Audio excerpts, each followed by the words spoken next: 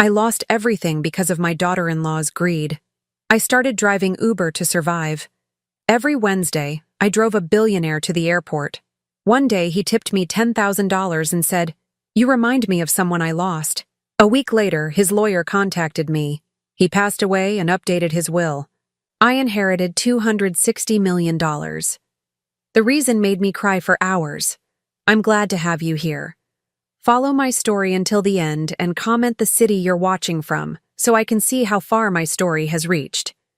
My name is Della, and at 63 years old, I never imagined I'd be sitting in a courthouse, watching my entire life slip away because of a signature I trusted my own family with.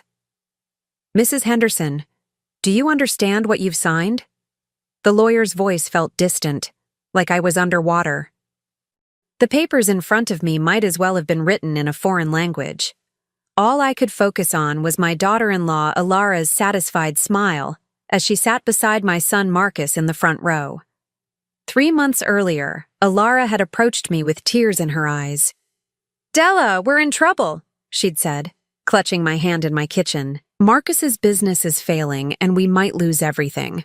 The bank is threatening foreclosure on our house where the kids live." I remember how my heart ached for them. Elara had always been dramatic, but seeing her genuinely distressed made me want to help immediately. "What can I do, sweetheart?" "We need to consolidate our assets temporarily," she explained, spreading official-looking documents across my dining table. "If we put your house as collateral for a business loan, we can save everything. It's just paperwork, Della. Just until we get back on our feet." I should have called my own lawyer. I should have asked more questions. But when your son looks at you with desperate eyes and says, "Mom, please, you're our only hope," what grandmother says no? The house had been mine for 37 years. Robert and I had bought it when Marcus was just 5, scraping together every penny for the down payment. We'd painted every room together, planted the rose garden, built the deck where we spent countless summer evenings. After Robert died 8 years ago, that house became my sanctuary, filled with memories and the security I'd worked my entire life to achieve. But I signed those papers anyway, because I trusted them, because I loved them. 3 weeks later, Elara knocked on my door with a different expression entirely. Gone were the tears and desperation. In their place was something cold, almost businesslike. "Della, we need to talk," she said, not waiting for an invitation before walking into my living room. "There's been a development with the house situation." My stomach dropped. "What kind of development?" She handed me a thick envelope. "The paperwork you signed wasn't just for collateral. You actually transferred ownership to us. We're selling the house." The words hit me like a physical blow. "What do you mean, transferred ownership? You said it was temporary." "I said we needed to consolidate assets. The house is an asset." Her tone was matter-of-fact, like she was explaining something obvious to a child. "Marcus and I have decided it's better to sell and invest the money in the business properly." I felt my legs give out. I sank onto my couch, the same couch where I'd rocked Marcus to sleep as a baby, where Robert and I had shared morning coffee for decades. "Elara, this is my home. Where am I supposed to live?" She shrugged, actually shrugged. "You'll figure something out. You're resourceful." When I called Marcus, my voice shaking with disbelief, his response was even worse than his wife's coldness. "Mom, I'm sorry, but Elara handled the legal stuff. If that's what the papers say, that's what they say. We can't afford to keep supporting your lifestyle anyway." Supporting my lifestyle? I'd been supporting theirs for years. Every birthday, every Christmas, every time they needed car repairs or help with the grandkids' school expenses. The irony was suffocating. The realtor arrived the next day, a perky woman in her 30s who kept talking about market value and quick sales, while I stood in my kitchen, feeling like a ghost in my own home. "We should have this sold within 2 weeks," she announced cheerfully. "The market's hot right now." 2 weeks. 37 years of my life, reduced to a 2-week transaction. I found a tiny studio apartment on the other side of town, in a building that smelled like cigarettes and had questionable stains on the hallway carpet.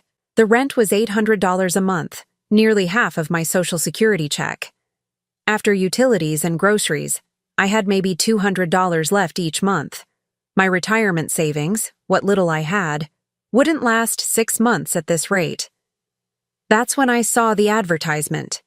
Drive with UberX, be your own boss, flexible hours. I'd never driven professionally before. Hell, I'd barely driven outside my own neighborhood until Robert died. But desperation makes you brave in ways you never expected. The orientation was held in a cramped office downtown, filled mostly with people half my age. The instructor, a kid who couldn't have been older than 25, looked at me like I was someone's grandmother who'd wandered into the wrong building. "Ma'am, are you sure about this?" he asked during the break. "It can be pretty demanding work." I straightened my shoulders, drawing on a strength I wasn't sure I still possessed. "I'm sure." My first week was a disaster. I got lost 3 times, couldn't figure out the app properly, and had one passenger leave a 1-star review because I drove too slowly on the highway. But I needed this to work. I had no choice. By the end of the second week, I'd found my rhythm. I learned the best routes, the busiest times, how to make small talk with passengers who wanted conversation and respect the silence of those who didn't. Most importantly, I learned to swallow my pride and keep driving, even when my back ached and my fingers cramped from gripping the steering wheel. The hardest part wasn't the physical demands or the unpredictable income, it was the isolation. For the first time in my adult life, I was truly alone. Marcus had stopped calling entirely after I moved out. Elara had blocked my number when I tried to arrange visits with my grandchildren. My neighbors in the new building were strangers, and I felt too ashamed to reach out to old friends who might ask why I'd moved from my beautiful house to this depressing apartment. Some nights, I'd sit in my car after my last ride, parked outside the grocery store or a gas station, and just cry. Not the dramatic sobbing you see in movies, but the quiet, desperate tears of someone who's lost everything and doesn't know how to rebuild. I kept thinking about Robert, about what he would say if he could see me now. He'd always been the optimist in our marriage, the one who believed everything would work out. "Life has a way of surprising you, Della," he used to say. "Just when you think it's over, something unexpected happens." I hoped he was right, because sitting in that parking lot, watching other families drive home to houses they owned, to lives they controlled, I felt like my story was already finished. I was wrong about that, though I wouldn't realize it for several more weeks. Sometimes the most important chapters of your life begin when you think the book is closing. It was a Wednesday morning in early October when I first picked him up. The leaves were just beginning to turn, and there was that crisp quality to the air that made everything feel sharper, more defined. I'd been driving for Uber for about 6 weeks by then, and I was starting to recognize the patterns of my regular passengers. The request came through at exactly 9:15 in the morning. Pick up at the Grandview Hotel downtown. Destination Ronald Reagan Washington National Airport. The passenger's name was listed simply as L. Morrison. I pulled up to the hotel's circular drive, scanning for my passenger. The Grandview was one of those old money establishments where the doormen wore white gloves and the lobby smelled like expensive leather and fresh flowers. Not exactly the kind of place where most of my passengers stayed. He emerged from the hotel entrance, and I recognized him immediately as someone who belonged there. Tall, probably in his late 60s, with silver hair that was perfectly styled despite the early hour. His suit was the kind you see in magazines, dark charcoal with a subtle pinstripe that probably cost more than I made in 3 months. But what struck me most was his face. Even from a distance, there was something deeply sad about his expression. "Mrs. Henderson?" His voice was cultured, with just a hint of an accent I couldn't quite place. "I'm Lionel Morrison. Please call me Della," I said, as he settled into the back seat. "Airport, right?" "Yes, thank you." I expected him to pull out his phone like most passengers, or perhaps make small talk about the weather. Instead, he sat quietly, his hands folded in his lap, staring out the window.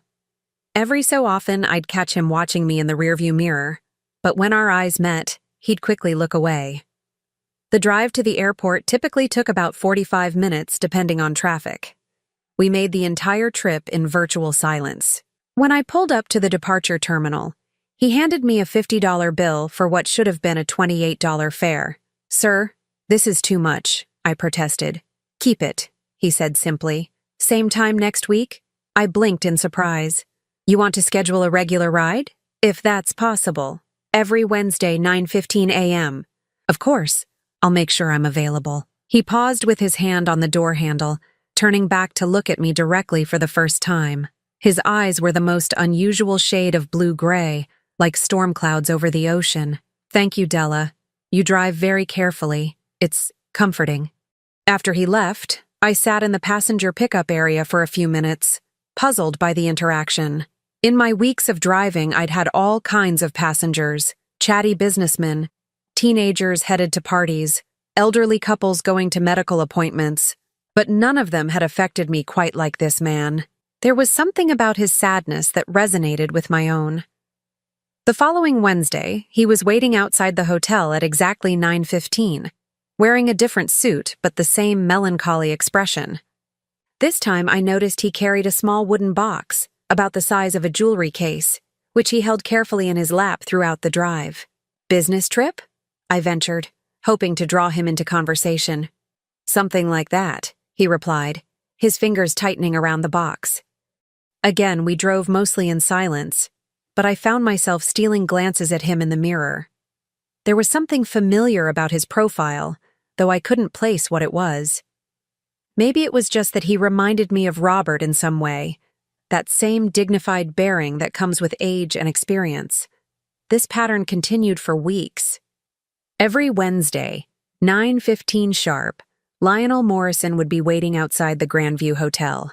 Every Wednesday, he'd sit quietly in my back seat, sometimes with the wooden box, sometimes without, always lost in his own thoughts. And every Wednesday, he'd tip me far more than the ride was worth, always with that same careful politeness. By the fourth week, I'd started looking forward to these Wednesday trips in a way that surprised me. Not because of the generous tips, though those certainly helped my struggling budget, but because there was something soothing about his presence. He never asked personal questions about why a woman my age was driving Uber. He never made me feel like I was being judged or pitied. He simply existed in my space with a kind of respectful melancholy that matched my own. I began to notice small details about him, the way he always checked his watch before getting in the car, as if timing was crucial. The careful way he positioned himself in the seat, always in the exact center, never touching the windows or doors. The fact that he never carried luggage, despite these apparent trips to the airport. One particularly rainy Wednesday, I watched in my rearview mirror as he sat with his eyes closed, his fingers tracing the edges of that wooden box. His lips were moving slightly, as if he were having a conversation with someone who wasn't there. "Are you all right, Mr. Morrison?" I asked gently. His eyes opened, and for a moment he looked startled, as if he'd forgotten where he was. "Yes, I'm fine. Thank you for asking." "You know," I said, surprising myself with my boldness, "if you ever want to talk about whatever's bothering you, I'm a good listener. Comes with the job, I suppose." He was quiet for so long that I thought he hadn't heard me. Then, just as we were pulling up to the airport, he said, "You have kind eyes, Della. Has anyone ever told you that?" The comment caught me off guard. Thank you. They remind me of someone I knew a long time ago. His voice was barely above a whisper, someone I should have fought harder to keep. Before I could respond, he was out of the car, moving through the terminal entrance with that same purposeful stride. But this time, I noticed he looked back once before disappearing through the automatic doors. That night, lying in my narrow bed in the studio apartment, I found myself thinking about Lionel Morrison. There was clearly a story there. Some deep pain that brought him to my car every Wednesday morning. I recognized the signs because I was living with my own version of loss and regret. I started paying closer attention to the news, wondering if I might see his name mentioned in business articles or society pages. A man who stayed at the Grandview and wore suits that expensive had to be somebody important. But I never found any mention of Lionel Morrison anywhere. It was during the 7th week of our Wednesday routine that something shifted. As usual, he slid into the back seat at precisely 9:15, but this time he didn't have the wooden box. Instead, he carried what looked like an old photograph. "Della," he said, his voice different somehow, more purposeful than usual. "May I ask you something personal?" My hands tightened on the steering wheel. Of course. Have you ever lost someone you loved because you were too proud or too scared to fight for them? The question hit me like a physical blow. I thought about Robert, about our early years when I almost lost him because I was afraid to trust that someone could really love me. I thought about Marcus, about how I'd failed to fight when Elara started driving a wedge between us. I thought about all the ways pride and fear had shaped my life. Yes, I said simply. I have. He nodded slowly, as if my answer confirmed something he already knew. So have I, and I've spent 45 years wondering what my life might have been like if I'd been braver. 45 years. The number echoed in my mind as we continued toward the airport. What had happened 45 years ago that still haunted this man?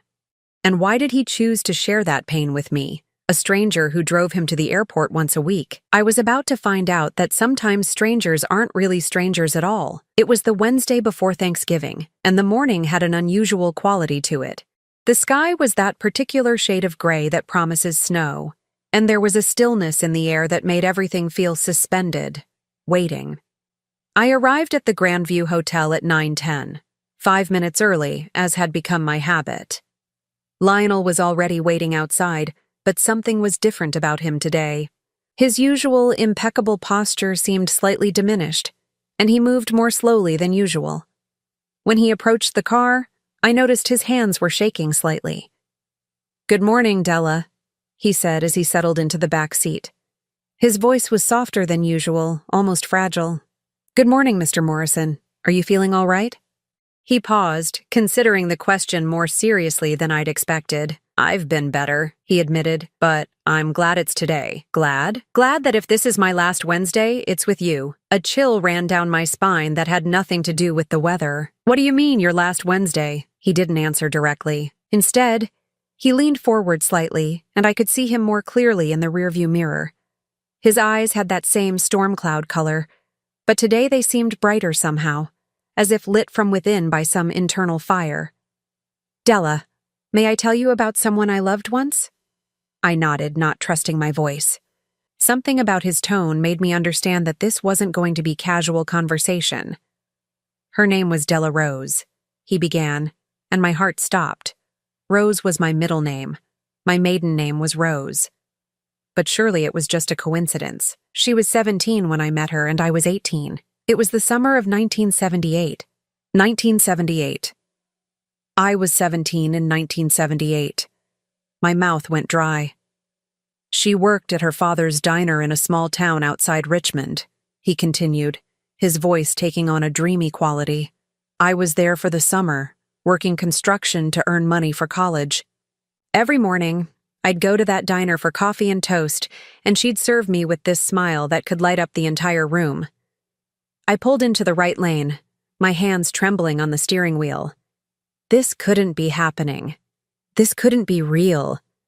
She had the most beautiful dark hair, always pulled back in a ponytail, and these eyes. God, those eyes. Brown like autumn leaves, with little gold flecks that caught the light when she laughed. He paused, and I heard him take a shaky breath. She had a small scar on her left hand from where she'd cut herself on a broken glass when she was 12. My left hand involuntarily moved to cover the small scar on my palm. The scar I'd gotten when I was 12, helping my father clean up after some teenagers had broken a window at the diner. "We fell in love that summer," Lionel continued, his voice growing more emotional. "Real love, the kind that changes you forever. We'd meet after her shifts, walk by the river, talk about everything and nothing. She wanted to be a teacher. I was going to study business and take over my father's company someday. I had to pull over. My vision was blurring, and I couldn't concentrate on driving. I steered into a gas station parking lot and put the car in park, my whole body shaking. "Sir?" I whispered. "What was her last name?" "Rose, Della Rose, the most beautiful name I'd ever heard." I turned around in my seat to face him directly, and when our eyes met, I saw the recognition dawn on his face at the same moment it hit me like a physical blow. "David?" The name came out as barely a whisper. He closed his eyes, tears streaming down his cheeks. "Hello, Della Rose." David. David Morrison, who had worked construction that magical summer when I was 17. David, who had promised to come back for me after his first year of college. David, who had kissed me goodbye on a September evening and said he'd write every day. David, who had simply vanished from my life without explanation, leaving me heartbroken and wondering what I'd done wrong.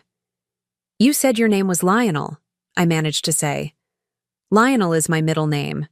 I started using it after everything fell apart with my family. David was the boy who loved you. Lionel is the man who lost you." I felt like I was drowning. 45 years. 45 years of wondering what had happened to my first love, of comparing every other man to the memory of that 18-year-old boy who had made me believe in fairy tales. And here he was, sitting in the back of my Uber, having been my passenger for 2 months, without either of us realizing who the other was. "Why didn't you come back?" The question burst out of me, carrying decades of hurt. "You promised you'd come back." His face crumpled. "I tried. God, Della, I tried. My father found out about you, about us. He said a Rose girl wasn't good enough for a Morrison. He threatened to cut off my college funding, to disown me completely if I ever saw you again. So you chose your family over me." "No." His voice was fierce now. "I chose to make something of myself so I could come back and prove him wrong. I worked twice as hard, graduated early, started building my own business. It took me 3 years, but I did it. I became successful enough that his opinion didn't matter anymore." 3 years? I felt like he'd slapped me. "I waited for 3 years, David. I turned down dates, turned down proposals, because I believed you were coming back. I did come back," he said quietly. "In the spring of 1981, I drove to the diner, ready to beg your forgiveness and ask you to marry me. I had a ring and everything." My heart clenched. Spring of 1981 was when I'd married Robert. A rebound marriage that I'd talked myself into because I was tired of waiting for a ghost. "I saw you through the window," David continued. "You were showing off your engagement ring to the other waitresses. You looked so happy, so radiant, and I realized I was too late. You could have talked to me. You could have explained. And ruined your happiness? You'd found someone who was there when you needed him. Someone who didn't disappear for 3 years chasing dreams." He shook his head. "I loved you too much to destroy that." We sat in silence for a long moment, both of us crying openly now. 45 years of missed chances, of lives lived in parallel without ever touching. "I watched you get married," he admitted. "I stood in the back of the church and watched you walk down that aisle, and then I left town and never came back." David. I didn't know what to say. How do you process a lifetime of what-ifs in a single conversation? "I never married," he said simply. "I built my business, made more money than I knew what to do with, traveled the world, but I never found anyone who made me feel the way you did that summer." "I had a good marriage," I said, needing him to know. "Robert was a good man. We were happy." "I'm glad," he said, and I could tell he meant it. "I'm glad you were happy. That's all I ever wanted for you." "How did you find me? How did you know to request me as your driver?" He reached into his jacket and pulled out his phone. "I've been keeping track of you, Della. Not in a creepy way," he added quickly. "Just making sure you were okay. When I saw your husband's obituary 8 years ago, I thought about reaching out, but I didn't want to intrude on your grief. But the Uber requests. I hired a private investigator to find you after I got sick. When I learned you were driving for Uber, I figured out how to request you specifically. I told myself I just wanted to see you once, to make sure you were all right." He smiled sadly. "But once wasn't enough. It's never been enough with you." "You got sick?" He nodded, his expression growing serious. "Pancreatic cancer. Stage 4. The doctors give me a few weeks, maybe a month if I'm lucky." The words hit me like a physical blow. "David, no. It's all right," he said gently. "I've made my peace with it. But I wanted to see you one more time. I wanted to tell you that loving you was the best thing I ever did, even if I did it badly." He reached into his pocket and pulled out an envelope, thick and heavy. "This is for you." "David, I can't take your money." "It's not money. Well, not exactly." He pressed the envelope into my hands. "Please, just take it. You'll understand when you open it." I looked down at the envelope, my hands shaking. When I looked up again, his eyes were intense, desperate. "You reminded me what it felt like to be alive again," he said. "These past 2 months, sitting in your car, listening to your voice, watching you in the mirror. It was like getting pieces of my soul back. David, I know it's too late for us. I know we can't go back. But I needed you to know that you were loved, Della Rose. You were loved completely and forever by someone who never stopped thinking about you." He opened the car door and panic seized me. "Wait, where are you going? When will I see you again?" He turned back, and his smile was radiant despite his tears. "You won't. This is goodbye, my love. But it's not an ending. It's just a pause until we meet again." And then he was gone, walking across the parking lot with that same purposeful stride, disappearing into the crowd of travelers at the airport entrance. I sat in my car, clutching the envelope, watching until I couldn't see him anymore. It wasn't until I got home that night that I finally opened the envelope. Inside was a check for $10,000, and a note in handwriting I still remembered after all these years. "For the woman who taught me what love really means, use this to take care of yourself the way I should have taken care of you. Forever yours, David." At the bottom of the envelope was a small velvet box. Inside was a simple solitaire engagement ring, obviously vintage, obviously expensive. The note with it said, "I bought this in 1981. I've carried it ever since." I cried that night like I hadn't cried since Robert died. Not just for David, but for all the years we'd lost, all the chances we'd missed, all the what-ifs that would never become realities. I had no idea that this was just the beginning. The call came exactly 1 week after my last ride with David. I was sitting in my tiny studio apartment, still wearing the engagement ring he'd given me on a chain around my neck, still processing the fact that my first love had been my Wednesday passenger for 2 months, without either of us knowing it. "Mrs. Henderson?" The voice on the phone was crisp, professional.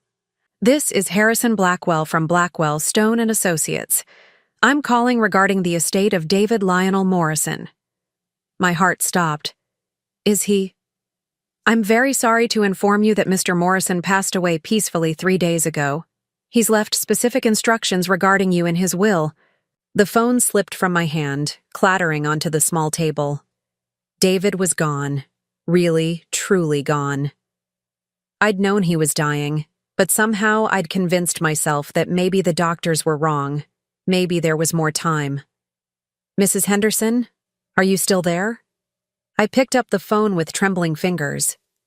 "Yes, I'm here. Mr. Morrison has requested that you come to our offices as soon as possible. There are some documents you need to review and sign. Would tomorrow morning at 10 o'clock work for you?" "I don't understand. Why would Mr. Morrison leave me anything? We were just—" I couldn't finish the sentence. How do you explain a lifetime of love and loss to a stranger? "Ma'am, I think it would be best if we discuss this in person. The address is 2000 Connecticut Avenue, Suite 800. Please bring photo identification." That night, I barely slept. I kept thinking about David's words in the car. You reminded me what it felt like to be alive again. Had he planned this even then? Had he known that our Wednesday drives were leading to something bigger? The law office was in one of those gleaming downtown buildings that screamed money and power. The receptionist, a polished young woman who probably made more in a month than I made in 3, directed me to a conference room where Mr. Blackwell was waiting. Harrison Blackwell looked exactly like what central casting would order for a high-powered estate attorney, silver-haired, expensive suit, wire-rimmed glasses, but his expression was kind as he stood to greet me. "Mrs. Henderson, thank you for coming. Please, have a seat." The conference room was intimidating, with its massive mahogany table and floor-to-ceiling windows overlooking the city. I felt out of place in my best dress, which suddenly seemed shabby in these surroundings. "Before we begin, Mr. Blackwell said, settling across from me with a thick folder, I want you to know that I handled Mr. Morrison's affairs for over 20 years. In all that time, I never saw him as emotional about anything as he was when he changed his will 6 weeks ago. 6 weeks ago? That would have been right around the time David started taking regular rides with me. Yes. He came in specifically to add you as his primary beneficiary. He was very clear about his wishes, even though I advised him to take more time to consider such a significant change. Mr. Blackwell opened the folder and spread several documents across the table. Mrs. Henderson, Mr. Morrison has left you the bulk of his estate. I'm sorry, what? The total value is approximately $260 million. The words hit me like a physical blow. I actually felt dizzy. That's impossible. There must be some mistake. There's no mistake. Mr. Morrison was very explicit in his instructions. He slid a document toward me. This is a letter he wrote specifically for you. With shaking hands, I unfolded the letter. It was handwritten in David's careful script. My dearest Della Rose, if you're reading this, then I'm gone, and you're probably in shock. Please don't be. This isn't charity or guilt or some grand romantic gesture. This is simply me making sure that the woman I've loved for 45 years is taken care of the way she should have been all along. I know you'll think this is too much, that you don't deserve it, but you're wrong. You deserve everything good in this world, and more.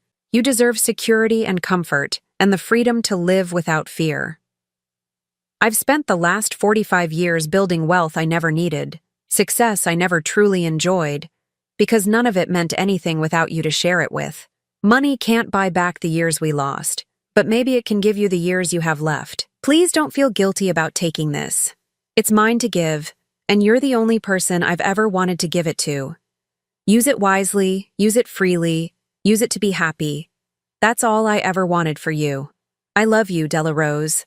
I've loved you since that first morning at your father's diner, and I'll love you until the stars burn out. Forever yours, David. I was crying so hard I could barely see the paper. Mr. Blackwell handed me a box of tissues and waited patiently while I composed myself. This is insane, I finally managed. I can't accept this. Mrs. Henderson, the will is ironclad. Mr. Morrison was very thorough. He anticipated that you might have reservations, which is why he included this. He handed me another document. This one was typed, clearly prepared by the law firm. To whom it may concern. Della Rose Henderson has been the love of my life for 45 years. The fact that circumstances kept us apart does not diminish the depth of my feelings for her or my desire to ensure her welfare. Every penny of this inheritance has been earned legally and ethically through my business ventures. I have no living relatives who need or deserve this money more than Mrs. Henderson does. Any attempt to contest this should be met with the full force of this law firm. This is my money, earned through my labor, and I am of sound mind and body when making this bequest. Mrs. Henderson may feel overwhelmed by the magnitude of this gift, but I want her to understand that it represents a lifetime of love that I was never able to express properly. Please help her understand that accepting this inheritance would be honoring my memory, not taking advantage of it. Sincerely, David Lionel Morrison. But surely he had family, I protested. Business partners, friends, charities he supported. Mr. Blackwell shook his head. Mr. Morrison was essentially a hermit for the last 20 years. He had business associates but no close friends. His parents died long ago, and he was an only child. He did make provisions for his household staff and a few charitable donations, but the vast majority goes to you. I don't understand how someone accumulates this much money. Mr. Morrison was brilliant at real estate investment and development. He bought properties in emerging markets decades before they became valuable. His portfolio includes commercial buildings in 12 major cities, residential developments, and substantial stock holdings. I felt like I was underwater, struggling to process information that seemed impossible. $260 million. The number was so large it didn't feel real. What happens now? I asked weakly. Well, there are taxes to consider, but given the size of the estate, you'll still receive approximately $180 million after all obligations are met. The properties will need to be managed or sold according to your preferences. Mr. Morrison has suggested several investment firms that could help you. $180 million. Even after taxes, it was more money than I could comprehend. "There's one more thing," Mr. Blackwell said gently. Mr. Morrison left specific instructions about how he wanted this handled in the media. He was a very private person and didn't want a circus surrounding his death or this inheritance. He's arranged for everything to be handled as discreetly as possible. "I need time to think about this." "Of course. But, Mrs. Henderson, I do need to tell you something else. Mr. Morrison hired a private investigator to look into your current situation. He was aware of what happened with your house, with your family." My cheeks burned with shame. "He knew about Elara?" "He knew that you were taken advantage of by people who should have protected you. He specifically mentioned that this inheritance should allow you to, and I quote, show certain people exactly what they gave up when they chose greed over love." The thought of David knowing about my humiliation, about how my own son had let his wife steal my home, was almost unbearable. But there was something else in Mr. Blackwell's tone, something that suggested David had been angry on my behalf. "He left one more letter," Mr. Blackwell said, handing me a smaller envelope. "This one is about your family situation." Inside was a single sheet of paper. "Della, I know about the house, about your son and daughter-in-law. I know you're driving Uber because you have no choice, living in that awful apartment because they left you with nothing. Part of me wants to destroy them for what they did to you. But I know you're better than that, kinder than that. So instead, I'm giving you the power to decide what happens next. You have enough money now to buy any house you want, live anywhere you choose. You also have enough to help your family if you decide they deserve it, or to ensure they never have the power to hurt you again. The choice is yours, my love. Choose wisely. David." I sat in that conference room for another hour, going through documents, listening to Mr. Blackwell explain trusts and investments and tax implications. None of it felt real. I kept expecting to wake up in my studio apartment, to realize this was all some elaborate dream. But it wasn't a dream. David was really gone, and he'd really left me enough money to transform not just my life, but the lives of everyone around me. As I walked out of that gleaming office building, my head spinning with numbers and possibilities, I realized that David had given me something even more valuable than money. He'd given me power. The power to choose my own future, to decide who deserved my forgiveness and who didn't. For the first time in months, I felt like I was in control of my own story, and I had some very important decisions to make. I spent 3 days in my studio apartment, staring at the legal documents spread across my tiny kitchen table, trying to process the reality of what had happened. $260 million. David Lionel Morrison, my first love, who had become my Wednesday passenger, who had died loving me after 45 years of separation. On the 4th day, I called Marcus. "Mom?" His voice was surprised. "We hadn't heard from you in months. Elara was wondering if you were okay." Elara was wondering, not him, his wife. "I need to see you," I said simply. "Both of you. There's something important I need to discuss." "Well, we're pretty busy this week. The kids have soccer practice and Elara's book club." "Marcus." I used the tone I'd used when he was 7 years old and trying to avoid cleaning his room. "This isn't a request. I'll be at your house tomorrow at 2 o'clock. There was a long pause. "Mom, you can't just show up and make demands. We have lives." "Yes," I said quietly. "I'm aware of how you view my place in those lives. 2 o'clock tomorrow." I hung up before he could argue. That night, I sat on my narrow bed, holding the engagement ring David had carried for 45 years. The diamond caught the light from my single lamp, throwing tiny rainbows across the wall. I thought about all the choices that had led to this moment. My choice to trust Elara. David's choice to stay away when he thought I was happy. Marcus's choice to prioritize his wife over his mother. And now I had the ultimate choice to make. The next afternoon, I pulled into the driveway of what used to be my house. The roses I'd planted were gone, replaced with some modern landscaping that looked expensive and soulless. Elara had painted the front door black instead of the warm blue Robert and I had chosen together. Even the house looked like it no longer remembered me. Marcus answered the door, and I was struck by how much older he looked. There were lines around his eyes that hadn't been there when I signed those papers, and his hair was thinning on top. But his expression was the same mixture of guilt and defensiveness I'd seen the day I moved out. "Hi, Mom. You look different." I was wearing the same dress I'd worn to the lawyer's office, and I'd had my hair done that morning. Small changes, but I felt different too. "Hello, Marcus." Elara appeared behind him, and I felt that familiar surge of anger. She looked exactly the same. Perfectly styled blonde hair, designer clothes, that calculating expression she wore when she was trying to appear innocent. "Della," she said with false enthusiasm. "What a surprise. You look wonderful. How's the new apartment?" "It's adequate," I said evenly. "May I come in? Or do I need an invitation to enter my former home?" Marcus stepped aside, his cheeks flushing. "Mom, please don't start." The interior of the house had been completely redone. My furniture was gone, replaced with sleek modern pieces that looked like they belonged in a magazine. The family photos that had lined the mantel were gone too.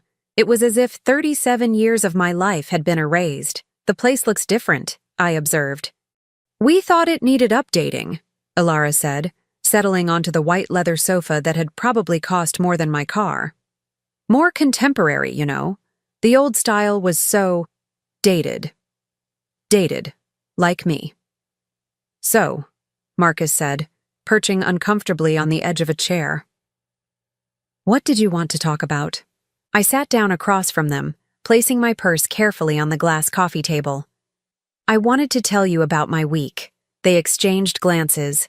Clearly, this wasn't what they'd expected. "On Monday," I began, "I inherited $260 million. The silence that followed was so complete I could hear the new modern clock ticking on the wall.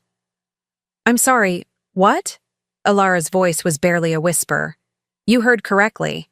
$260 million, from a man named David Morrison, who turned out to be someone I knew many years ago." Marcus's mouth was opening and closing like a fish. "Mom, that's impossible." I thought so too. But I've spent the last 3 days with lawyers and accountants, and I can assure you it's very real. Elara leaned forward, her eyes suddenly sharp and calculating. "Della, that's wonderful. Of course, we'll help you manage it. This kind of windfall can be overwhelming for someone who's not used to—" "Stop." My voice cut through her words like a blade. "Just stop." She blinked, clearly taken aback by my tone. "Do you think I'm stupid, Elara? Do you think I don't see exactly what you're doing right now?" "I don't know what you mean," she said, but her voice had lost that fake sweetness. I turned to Marcus. "And you? Do you have anything to say to me?" He shifted uncomfortably. "Mom, Look, if there were misunderstandings about the house situation—" "Misunderstandings?" I stood up, my voice rising despite my efforts to stay calm. "You let your wife steal my home. You stood by while she manipulated me into signing papers I didn't understand. You abandoned me, Marcus. Your own mother. That's not fair," he protested. "We were desperate. The business was failing. The business that's apparently doing well enough to afford all this." I gestured around the room. "And soccer practice and book clubs and whatever else fills your busy lives." Elara stood up too, her mask finally slipping. "Now wait just a minute, Della. You act like we committed some terrible crime. You signed those papers willingly."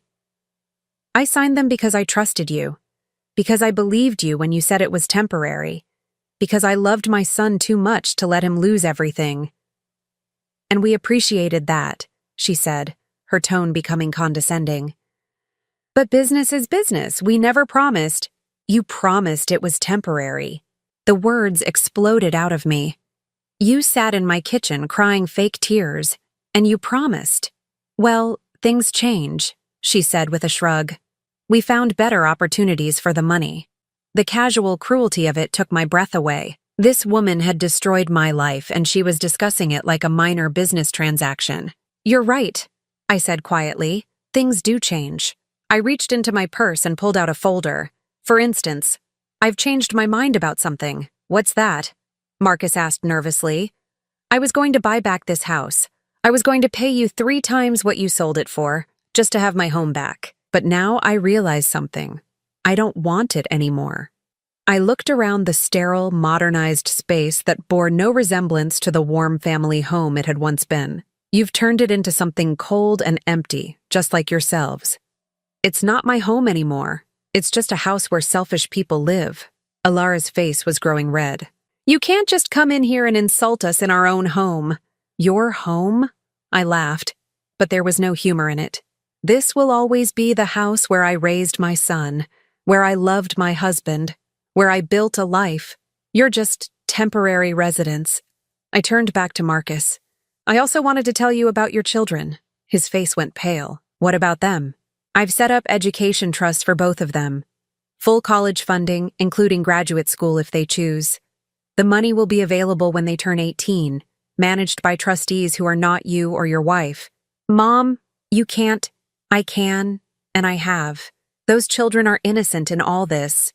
They deserve opportunities, even if their parents don't deserve my forgiveness. Elara was practically vibrating with rage. You think you can just waltz in here with your mysterious inheritance and lord it over us? We don't need your money. No, I agreed. You don't need it, but you want it. I can see it in your eyes, Elara. You're already calculating how much you think you can get from me. She opened her mouth to deny it, but I held up my hand. Don't. Just don't. We both know what you are. I picked up my purse and headed toward the door. There's one more thing. I've hired the best private investigator in the city to look into the circumstances surrounding those papers I signed.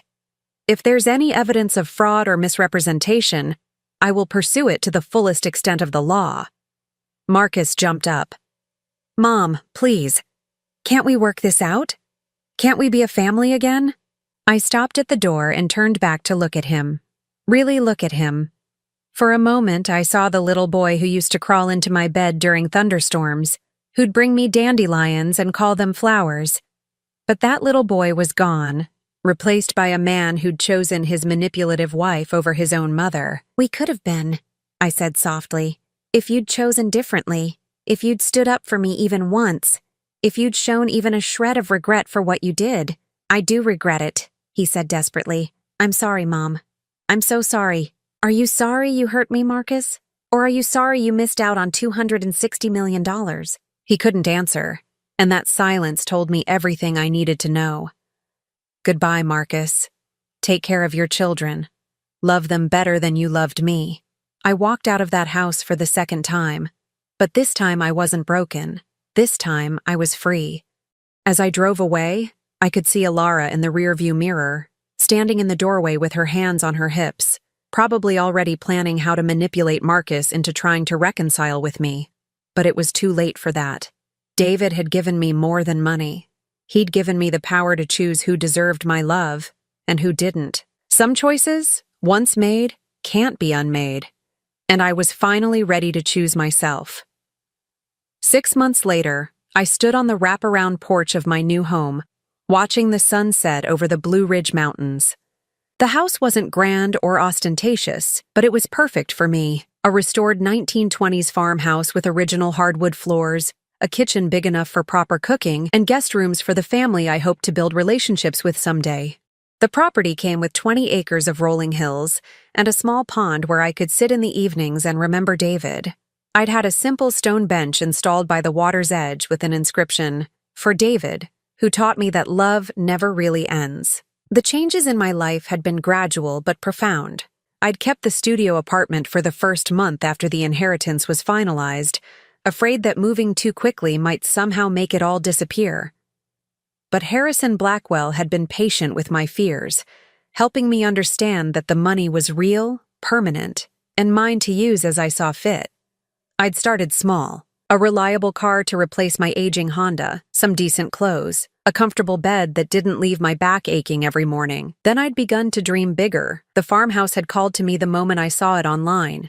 It reminded me of the home Robert and I had always talked about buying someday, when we had enough savings, when we retired, when life calmed down.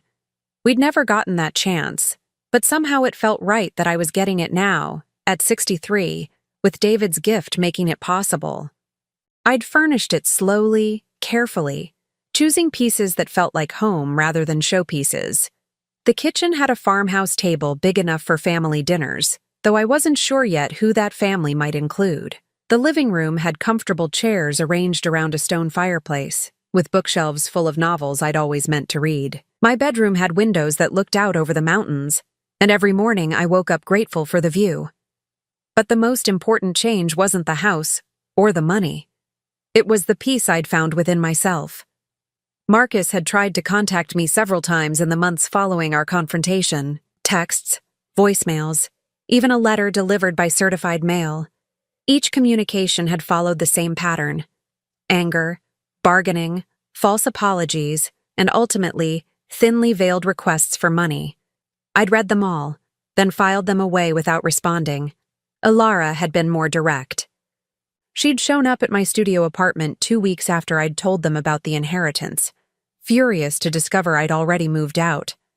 According to my former landlord, she'd caused quite a scene, demanding to know where I'd gone and accusing him of hiding information from her.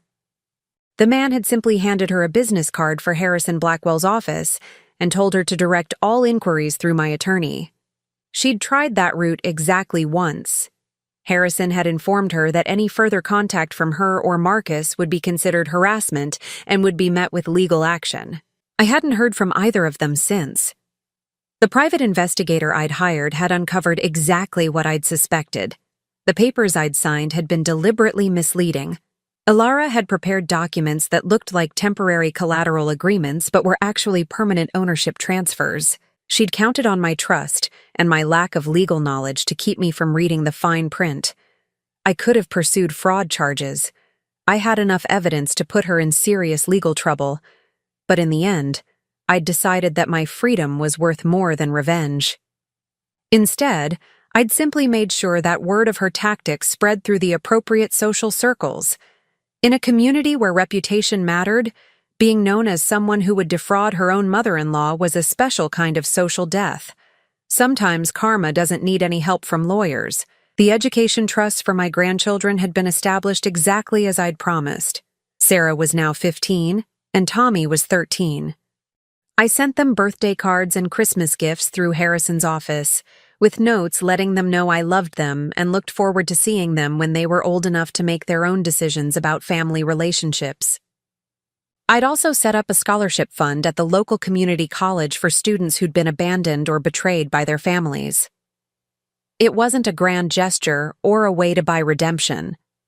It was simply a recognition that there were other people out there who needed to know they weren't alone, that their worth wasn't determined by how others treated them. The fund was administered anonymously, but I'd received thank you letters that were forwarded through the college.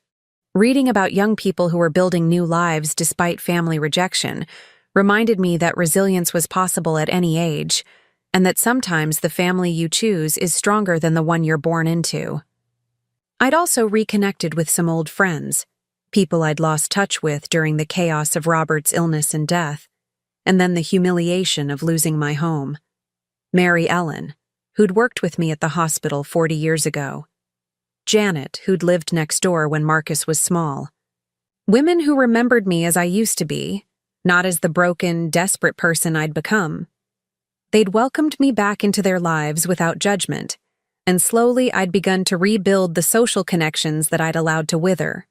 We met for lunch, went to movies, took day trips to antique shops and craft fairs, simple pleasures that I'd forgotten how to enjoy. But perhaps the most profound change was what I'd discovered about David's life during our years apart.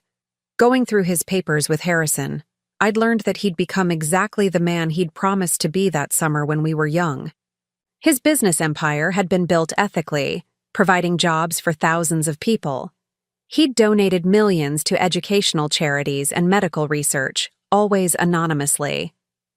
He'd lived simply despite his wealth, in a modest penthouse apartment filled with books and art, but no family photos except for one, a picture of me at 17 that he'd somehow kept all these years. His household staff had loved him. His business associates respected him. But none of them had really known him, because he'd kept the most important part of himself locked away, preserved in the memory of a summer romance that had defined his entire life. The most heartbreaking discovery had been his journals. Harrison had found them in David's apartment, Years and years of entries that chronicled his attempts to move on, to find love with other women, to build a life that didn't revolve around missing me.